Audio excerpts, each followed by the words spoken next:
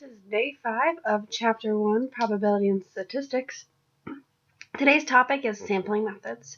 Our essential outcome is that you'll be able to identify the different sampling methods and find bias in questions. So for today, we're going to start off reviewing what we've talked about in the past few lessons. So let's take a look at a problem about that. So cool cars. You and your friends want to find out which student at your school has the coolest car. And so if we think about that, that's our question. That is what we're trying to figure out. And then as we decide who has the coolest car, there's a lot of things that we need to take into account. We need to take into account, well, what's the population we're looking at? What's the sample we're going to look at? What's the individuals, or what are the individuals, what are the variables? And then we need to analyze the data and interpret the results. So if you're thinking about, well, who has the coolest car? Well, your population is going to be everybody at school, the entire student body. You could say freshmen through seniors. Your sample, well, you're only going to pick a small amount of those. Not everybody in the high school has a car. And so you pick maybe 10, 15 kids in the high school. You could randomly pick them. And that's your sample size. That's your sample that you're going to look at. And then the individuals, well, those are each car that there is, so or each person, your individuals are. And then the variables, well, you could think about speed, you could think about color, you could think about type of vehicle. All these different things are going to contribute to who has the coolest car. You think about if there's a sunroof, if there's not, and how many people can fit into the car.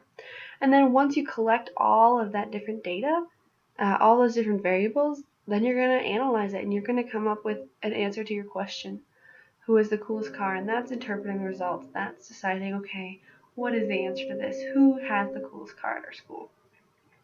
And so this is just an example of using statistics and data to answer us what seems like a pretty simple question. So now let's get on to today's topic, sampling methods. So what I'd like you to do is open your book to page 202. I know we're skipping ahead a little bit. And on page 202, at the bottom of the page, it says how to sample badly, example 5.1. And I'd like you to read that through to the top of page 204. Read through all of that about sampling badly. So pause the video here and take the time to read. So as you were reading, you started to notice maybe that there's some bias in this. So what we mean by bias is that the study that they're doing in this town, it's going to favor the people who want to keep the ambulance company as their ambulance company as a monopoly. And so we say that a study is biased if the design of the study results in a certain outcome. If while setting up the study, they're hoping to get a certain result instead of just leaving it open-ended. So they're setting up the study so that they get this answer that they want. When some of the things that contribute to sampling badly are voluntary response samples. So a voluntary response sample is when people choose to respond on their own. And when this occurs, it's usually people who are very opinionated who will respond. And so when they ask the question, they ask people in the newspaper in the story to respond about the ambulance company. It was a lot of the employees of the ambulance company. It was the corporate offices. It was people who this was really going to affect and who they didn't want to lose their jobs. And so this study was designed and it was set up so that the only people who are really going to call in and the only people who are going to be part of the sample are people who have a strong opinion about it. And that's not a true sample. That's not a true study without bias. And so then the next thing you have is convenient sampling. And that's selecting individuals that are easiest to reach. And a lot of times, yeah, you don't want to go through a ton of work to come up with a sample for your study. But there is some effort and some work that needs to be gone into that. And so convenient sampling and voluntary response samples, yes, they are a way to collect data, but they are very often biased and they very often result in a certain outcome. and that you can predict before the study even occurs. And so if we think about that, okay, question bias. When you are setting up a question, it is that you're trying to get data on. It is important that the question and the way you phrase it doesn't persuade a specific answer. Like the way you phrase your question, you don't want that to sway people to say yes or no. You want to leave the question as open-ended as you possibly can. So one example is, did you know that 18% of teens 12 to 19 years old are obese? Do you think schools should switch to low caloric lunch options? The way that this question is phrased, it's putting that obesity of the teenagers onto the schools. It's making it the school's responsibility. So why wouldn't you say that, yeah, I think the schools should switch to low caloric lunch options? And so that's an example of a biased question, a question that, they're looking for a specific answer, and the way that they set up the questions, they're hoping to get the answer of, yes, they should switch. So if you think about any questions that you've answered or any surveys you've taken, and whether or not those have been biased, and how you could rephrase the wording of the question in order to come up with a question that isn't as biased. And so here we have a bunch of different situations, and so we're going to talk about whether or not these situations are biased. So, okay, your favorite pizza company, that's the question. And what is your favorite pizza company? That is our question. And so to collect data, you decide you're going to wait outside Pizza Hut and take a survey of people's favorite pizza company. Is that bias? I would say yes, that's bias, because, if people are going to Pizza Hut, they obviously like Pizza Hut.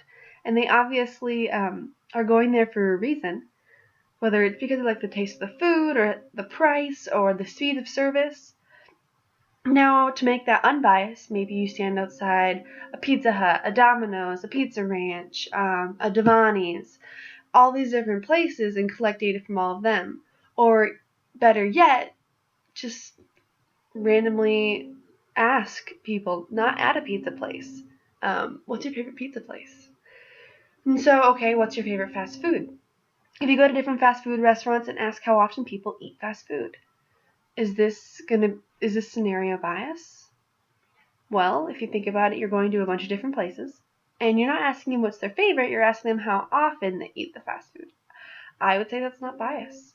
You have a variety of different places where you're getting this sample from, and the question is maybe how often people eat fast food, so there is still a little bit of bias in that, because people who don't like fast food are not going to go to a fast food place. They're going to maybe cook at home or do something different. And so if you want to get a accurate results of how often people in the U.S. eat fast food, you're going to have to find a different place to ask them. And then think about, okay, who's your favorite teacher? If you randomly select 100 students at the school and ask them their favorite teacher, is that bias? Why or why not? I would say that that's not bias, it's random. You maybe went through the roster of every student in the high school and just randomly got 100 of them.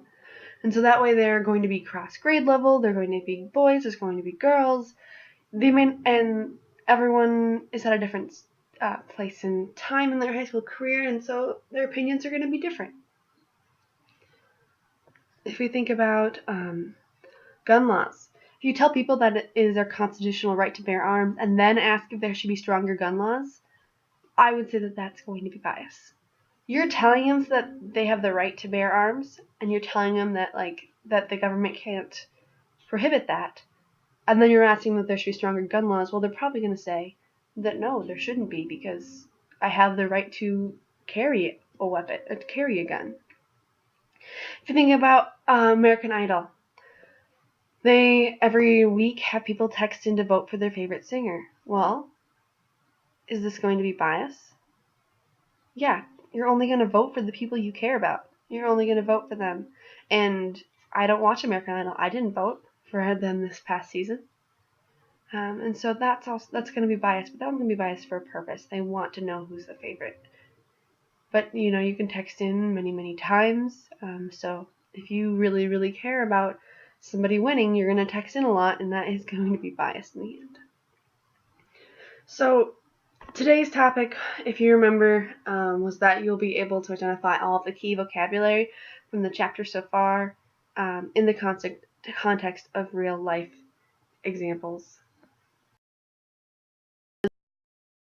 That you'll be able to identify the different sampling methods and find bias in questions. So what I'd like you to do is write a summary of the lesson now and any questions that you still have on what we've talked about today. So pause the video here, and then you can look at what I wrote for my summary when you finish yours.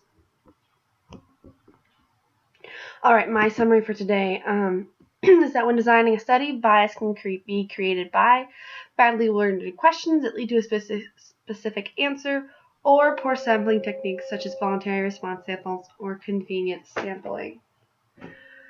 So this is the end of day 5 of chapter 1 of sampling of probability and statistics.